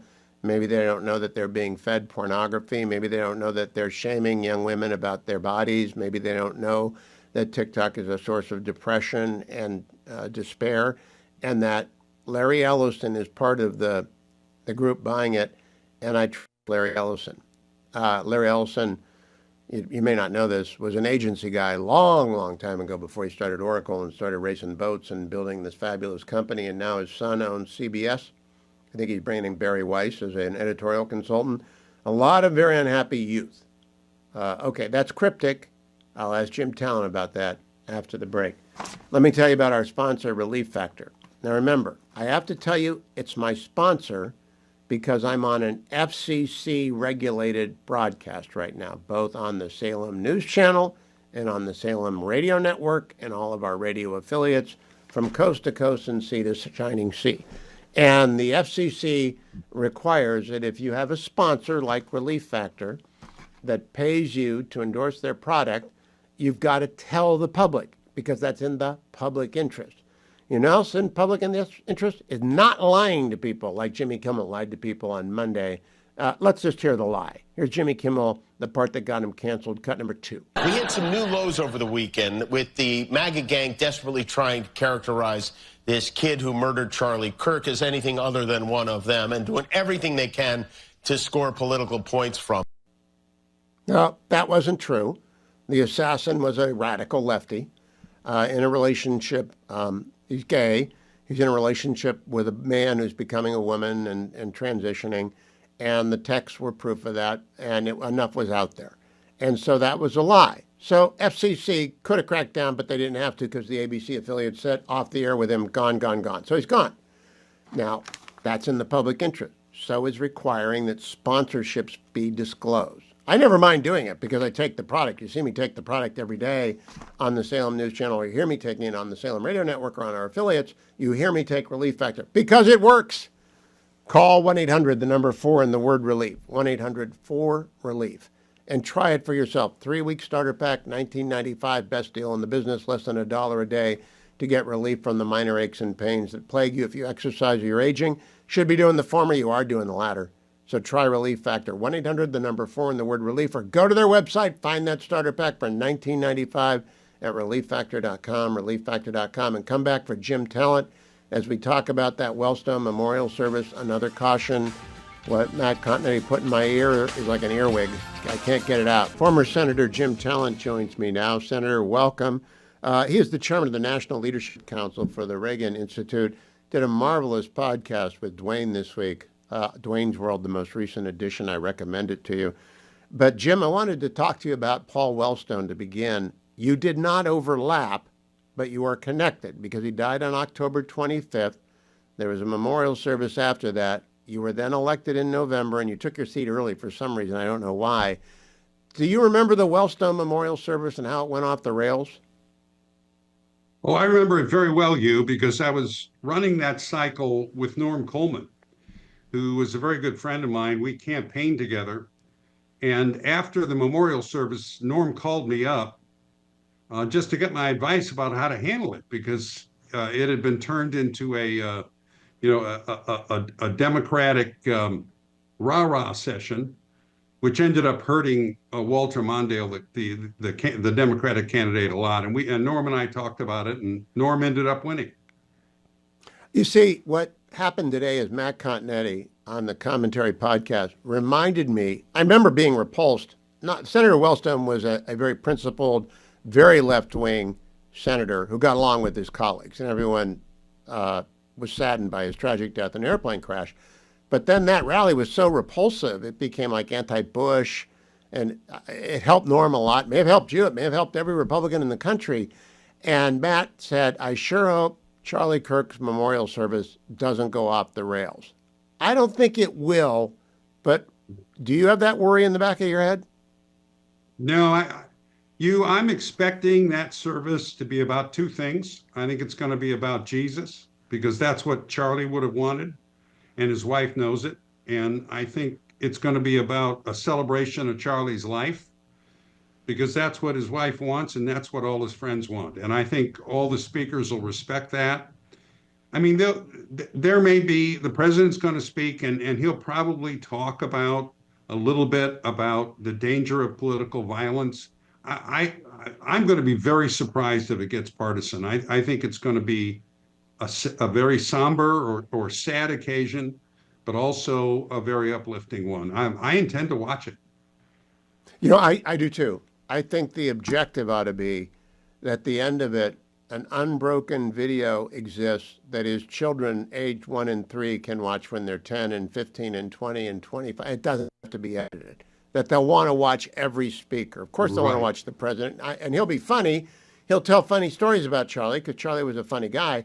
But mostly, he was quite the evangelist. He was quite the outspoken witness for Jesus Christ. I expect that to be in a lot. I don't know that Donald Trump's going to bring that up because Charlie changed I met him in 2013, and he was a colleague with whom I was friendly, but he wasn't a close friend. I want to make that clear. Did you know he has a new book coming out called Stop in the Name of God, Keeping the Sabbath? Jim, did you know that drops on December 9? I know that book is coming out, and isn't it interesting that he's addressing a subject like that in that book? And I think you're right. I think he'd become closer to his Lord over the years. I could tell. I went back this week and watched some of his videos, and he did have the ability to integrate his religious views with his political views in a way that was not offensive. I mean, I always worried about doing that, and the rule I generally had was if a reporter or somebody asked me about my faith, I gave them a very direct answer. I never wanted to act like I was ashamed, of my God. But I really tried to stay away from referring to it in any other context because I didn't want to alienate people from Jesus, just because they disagreed with me politically. And it's a sensitive and difficult subject, but he had learned how to deal with it in a very winsome, always truthful way. I really admired him watching those videos. If Charlie was talking to you, he would know the verse where Paul says, don't be ashamed of the gospel, for it is salvation both to the Jew and the Gentile. I hope I'm close. I'm Catholic, and I've heard everything at least 30 times, but I really can't put it all in right place. Do you want me to quote Jim, it? Or yeah, go ahead. I am not ashamed. It's Romans, I believe, 1:17. I'm not ashamed of the gospel because it's the power of God for the salvation of all who believe, first the Jew and then the Gentile. It's a wonderful, and he was not ashamed of it. I think I'm close enough for horseshoes. Charlie would have nailed it. My second question, do you know who that book is dedicated to? No. Dennis Prager. Because if Charlie had a mentor, and he really didn't, but if he had to name one, I think he would say Dennis Prager. I learned last week that of all of Dennis's colleagues, Charlie has been there the most at both places that Dennis has been receiving care since his terrible injury. And Dennis managed to get out his own tribute. Took him a while, but he got it typed, and it's very, very moving. People can look it up at Dennis's website. And the thing that Alan Estrin told me, I want your comment on, the tragedy of this that Dennis and Alan, who co-founded PragerU with Dennis, would tell you is that Charlie was at 40% of his capacity. He was so going to be so much more. But there's also this ricochet effect on people's faith. How do you summarize it? Yeah, it's always, I think that's one of the reasons it struck me so hard. I told Dwayne, I believe the next day, that when I heard about it, I just quit working the rest of the day, went out to the back and sat on my deck and thought about all of this. And I think a big part of the reason is he was so young. And he's not a political figure. And, I probably shouldn't feel this way. But when a political figure gets assassinated, and of course, it's obviously terrible, but that's something that, that's happened before. And typically they're old fogies like me. And as shocking as it is, it's not the same as when a young person who has so much more to give gets removed. So what I console myself with is I think that there is some great redemptive purpose that God has in mind. Could be, probably will be in the lives of individual people. I hope there's something good for the country that will come out of this. I'm really starting to see it, and you've talked a lot about it as well. Jim, because you and I are older guys, we have been to a number of memorial services. And I can remember the most moving of them, and I can remember the ones that went wrong because of a variety of reasons.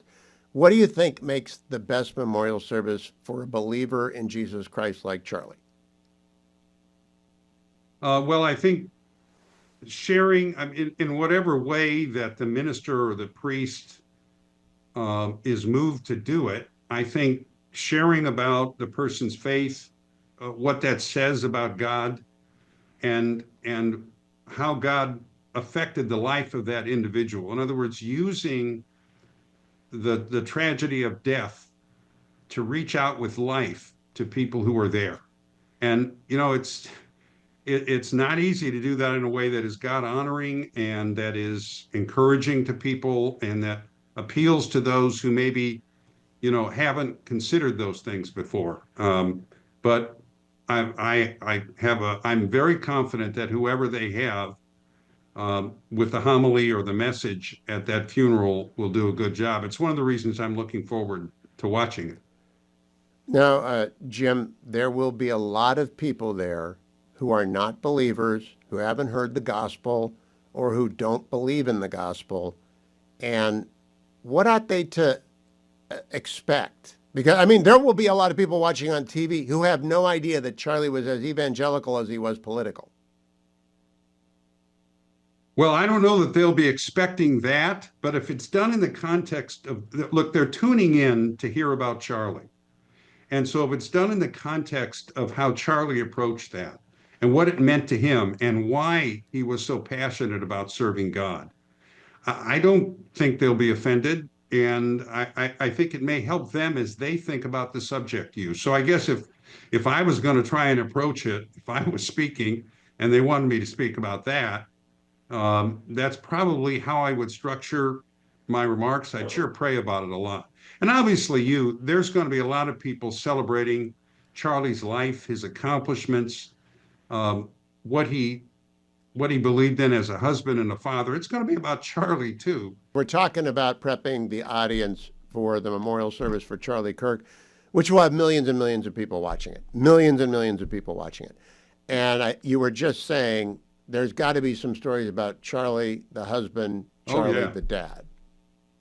Yes. Oh, I think there will be, and it's going to be, the speakers are going to be people who knew him personally, to include, of course, the president. So they're going to give their own personal reflections about it, and that's what I think you want. That you're not scripting this. I mean, Erica and her family, they're not. They may be suggesting to people, we'd like you to talk about this subject or whatever, but this is going to be the personal reflections about people of a man who they knew, who they admired, and who they want to come and honor. And I just think you've got to be truthful, you got to be honest, and you got to be personal in what you say. I'm going to be very interested to hear how the president handles it. Now he has the space and the permission to make a couple of comments about, how the country, what's important for the country to see in this terrible death. In other words, if he wants to comment on the importance of not turning politics into violence, he may do that. I think the others will keep it pretty personal to Charlie, except whoever. The president was the target twice and was hit once but wasn't killed. Right. Charlie was the target once and was. I expect he will talk about that. But Yeah, I also that's a good point. expect that there will be among thousands of people morons who will stand up and be disruptive. I hope the networks do not show that. It's like the network rule about people who run onto the field is you never show them. Right. Do you think they will, Jim, discipline themselves? Oh, got you. That's more your angle than mine. I mean, it's your business. I agree with you. I mean, there is no reason they can just say exactly what you just said. Look, some unlettered and unmannered moron is speaking up here. I hope that doesn't happen. I mean, I don't even know. Is this is going to be by invitation only? I assume, right? I mean, I don't where they're know. holding I'm not it. going, but I've never known anyone to have known everyone in the way Charlie does. Everyone on our side Yes. and a lot of people on the other side of the political divide. And I think there are a lot of people who aren't political at all who are going because of their belief in Christ and in their faith and love of Charlie. So we'll see. I don't know if it's by invitation. It's a stadium. It's a football stadium.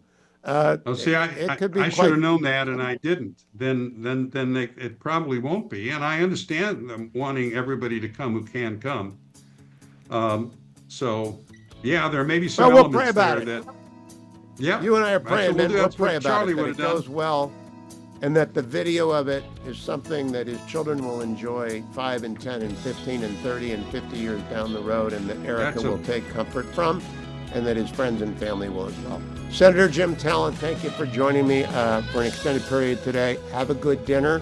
You're being a good son tonight, and I appreciate your stand.